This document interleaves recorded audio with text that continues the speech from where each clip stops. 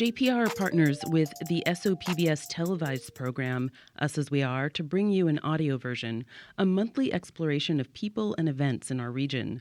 In this episode, host Keegan Van Hook visits folks who live and travel in their vans, school buses, RVs, and more at the Northwest Nomad Gathering in Fort Rock, Oregon, and then a holiday festival of lights on the Oregon coast. Hi there, folks. I'm Keegan Van Hook, and this is Us As We Are. Today, as usual, I have two stories from my recent adventures around Oregon to share with you. First, we'll learn about the lifestyle of Americans who have chosen to live nomadically in vans, buses, and SUVs at an annual gathering for this community called Northwest Nomads. Afterwards, we'll talk to volunteers working on setup for the annual Nature's Coast Holiday Festival of Lights in Brookings, Oregon, a massive light display currently open to the public. Northwest Nomads is a yearly gathering in the shadow of Central Oregon's Fort Rock. This volcanic tuff ring formation sticks up out of the desert prominently, and was clearly visible from the congregation of lived-in vehicles that comprised the Nomad campground. The atmosphere within this little festival was whimsical. Lots of music, dancing, craftwork, and people rolling around on one wheels. Kind of a mix between a skateboard and a unicycle meant for riding fast over rough terrain. Very popular with this crowd. Here's Jordan Lutz and Ashley Cascante, organizers of Northwest Nomads. Northwest Nomads is a gathering created to bring the community together in a safe and welcoming atmosphere. Life on the road isn't always easy. It's not always what you see on Instagram. So I feel like our motivation and inspiration creating this event is celebrating all the highs and lows of what living on the road is. Just mainly a family and community-driven event. This was the perfect place for us to come and meet people in the van life and bus life, while the Nomads were in an open mood to share. Hey, what's up, guys? How's it going? Pretty good. How about you? Good. All right, just go ahead and introduce yourself and tell me about what you do, who you are. I'm Chris. My wife's Francesca. I'm from Indiana. She's from Italy. We travel with our dog full time. Chris and Francesca live in a relatively small 1980s GMC, but the interior is renovated into a very cozy living space with a large bed. The experience has been endless adventure, really. We've had some of the best times that we've had, so far traveling in these 5 months. So I think it's definitely where we should be. The van, it was all original when I bought it. Me and my wife kind of had this vision. We didn't really put ourselves on a budget or anything. We were just like, this is what we want. There's a few things that we need, like a freezer, the fridge. It's really what we wanted, and so that's what we built around. We knew we wanted a big bed because our dog always gets up in bed with us. I want this design, and he was like, okay, I got you. Yeah. And he made it happen. Yeah, for you, I'm sure it's a really cool way to kind of start experiencing a whole lot of America, just traveling. At first I came when I was super young, just for an exchange program, and I was in his school, so we met, and I never thought I would move away from my family because Italy is very family oriented. I'm Sam. I live in this school bus, and I'm just a traveling nomad. Sam has an easygoing smile framed by dreadlocks. He's barefoot and wearing overalls. His bus can only be described briefly as a hippie bus. Lots of natural fibers, weaved patterns, funky artwork, and piles of collected gems and minerals. I just love being able to be somewhere for a couple months, especially during the best time of year, and then go when the seasons change. When I came along this bus, I figured that's got to be my new home. So that was actually about 7 years ago, and I've been traveling in it ever since, all around the Northwest and all the way down to Arizona and Montana and Oregon, Washington. So traveling in the bus has just brought me all kinds of opportunities that I never realized I would have. And that's been really serendipitous. And even sometimes if I'm broken down on the side of the road, I'll meet somebody new who's willing to help, or, the person who lives at that house that I had to pull over. And that just turns into a great, connection. And those are the things you really can't plan for. And those are the serendipity moments. I hiked the Appalachian Trail, and I didn't have anywhere to go. And then it's hard to get back into homesteading after living in the woods for 6 months. So I bought a truck and worked at Amazon to get back on my feet. This is nomad Katie Doan, who now lives in a small school bus with a homey interior. I saw all these different rigs, and the schoolie made more sense for me and my dog with the width and the affordability. You call this a schoolie? Yes, sorry. Short school bus, we all call them schoolies. I love that you can have a different backyard everywhere you go. I've been looking for my forever home for the past 4 years, but it's neat to have this whole United States as a canvas to choose from. The next nomad we talked with lived in a large customized school bus painted green. Inside were shelves full of books on math and physics, because this bus lifer works a job that, frankly, many people might not expect at first glance. My name is Brandon Hamshin. I'm an electrical engineer. I work for Johns Hopkins University, and I work for a branch it's called the Applied Physics Lab. You see people living like this, walking around without any shoes or socks on, and you never know who they actually are. And I think that's one of the unfortunate things that assumptions are made about the people that live this way. They perhaps are far more educated and articulate and insightful than the people that often want to push them and marginalize them. What are some of the coolest adventures you've gone on? That's a question that I often get, and it's not so much about the adventure. It's not the it's not the destination. It almost never is. It's this. It's when you engage and connect with people. This is obviously what that's designed for, what this event's designed for. It's designed for hanging out with people that are like-minded. Van life is often associated with youth. People living out dream adventures and experiencing the world in a novel way early in life before heavier adult responsibilities weigh in. But in truth, we met van lifers of many situations, including families with children and those of retirement age. Okay. Oh, this is amazing. This is a really nice conversion. Come in.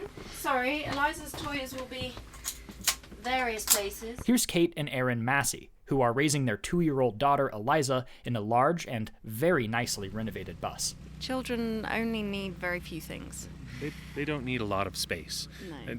Or things, items. She loves playing. You'll see that she's dirty because she's been out playing with sticks and living life, having fun and making friends and playing with Barbies, and she loves it. The one thing I think we maybe miss out on are school groups or, preschool, that kind of thing for her, which is why things like this, we love catching up with other families, letting her play and meet people of her age. But yeah, homeschool, I think, initially. We'll see how clever she is and how much we can do. My name's Joe Bacon. We downsized slowly, and eventually we realized that we needed to just sell our house, cut the cord, and we hit the road. And we've been on the road for 4 years. My wife likes to cook and entertain, and we realized that in order to do that, we needed a bigger vehicle, so we picked up the box van.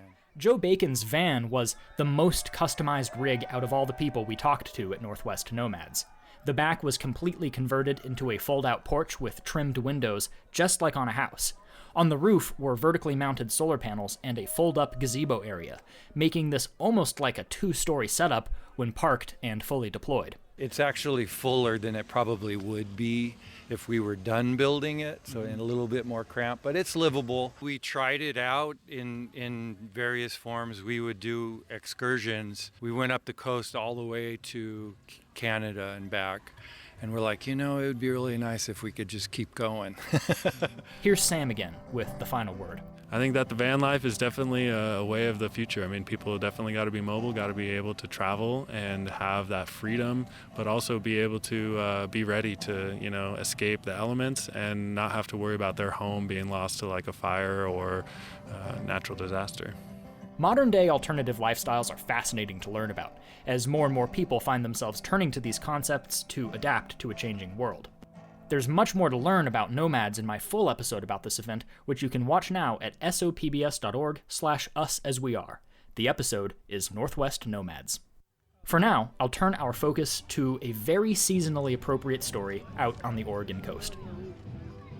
Brookings, in the far southwestern corner of Oregon, has an annual winter tradition, the Nature's Coastal Holiday Festival of Lights at Azalea Park. This attraction brings hundreds of visitors, both local and from out of state, to the Oceanside community every year. Purported to be the most impressive holiday light display in Southern Oregon, I was excited to see it for myself. But almost a month before the event kicked off, a massive community-driven volunteer effort began. Hi, I'm Leslie Wilkinson, and we are in Azalea Park, and we're today setting up the lights for Nature's Coastal Holiday. We asked the community to come in and help us put all of the lights up in the bushes. So remember, Nature's Coastal Holiday Festival of Lights is over 3 million lights. And it's the community that's really the driving force with getting them up into the bushes and the small trees. Leslie is essentially playing the role of light stringing commander, coordinating volunteers and making sure everyone knows how to get the job done right. We also want to hang in an up and down manner.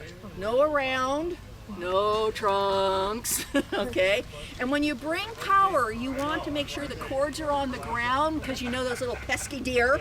So tell me about how you get this organized. How do you kind of rally volunteers, and so many volunteers, to all come on this one day and put up so many lights? Well, I think first and foremost, they understand it's their community light show. It's their family tradition. Remember, the light show has been going on since 1997. So that's the first component, is it's theirs. Secondly, we don't have a lot of restrictions about hanging the lights. It's okay. Wherever the colors fall is fine, because at night, it all looks wonderful. And I think they like that as well. Scattered around us in the bushes of Azalea Park were volunteers stringing lights.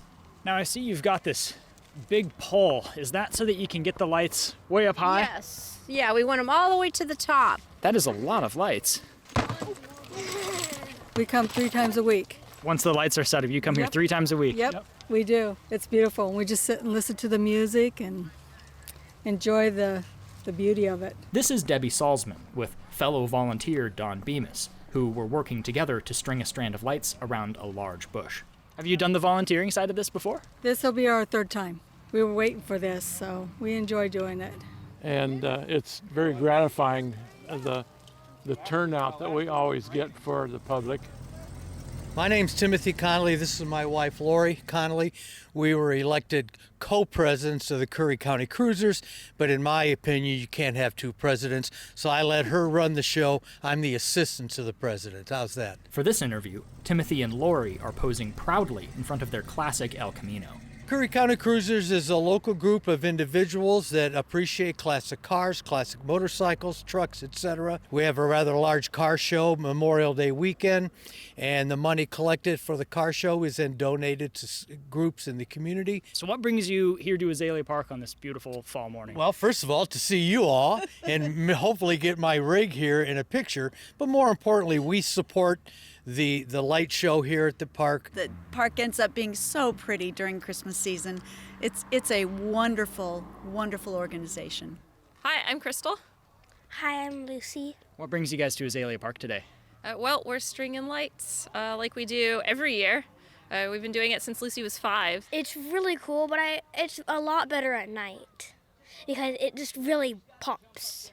Here we are back with Leslie Wilkinson. Today, we're probably about 60, 70 volunteers, but it takes over 350 volunteers to make this work. What's it going to look like? Kind of put the image in my mind. When we turn up here, what can we expect to see?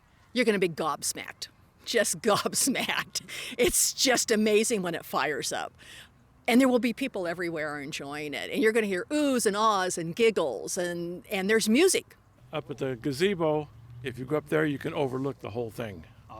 Can't wait. wait. It's just amazing. It's just amazing. It's a perfect thing to be involved with. If you really want a nice, friendly community to come and visit, Brookings is outstanding. This part of the county is just remarkable.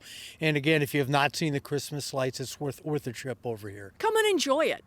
Come enjoy Nature's Coastal Holiday Festival of Lights, and come enjoy Brookings. There's a lot to do here. Hiking, fishing, just kind of hanging out works. You know, we're not the biggest shopping place in the world, but that's okay. You don't need to really shop with you have all of this gorgeous nature around. So come visit. My crew and I returned to Brookings on November 24th for the festival's opening night, and let me tell you, it was a visual spectacle you need to see. The second half of this story, where we see the payoff of all this hard work, airs with the next full episode of Us As We Are on Southern Oregon PBS, Thursday, December 21st at 8 p.m. after the PBS NewsHour. You can also find Us As We Are on YouTube, Instagram, and at sopbs.org/usasweare. I hope you enjoyed listening, gained some insight, or were uplifted by these stories. Until next time, I'm Keegan Van Hook from Southern Oregon PBS, and this is Us As We Are.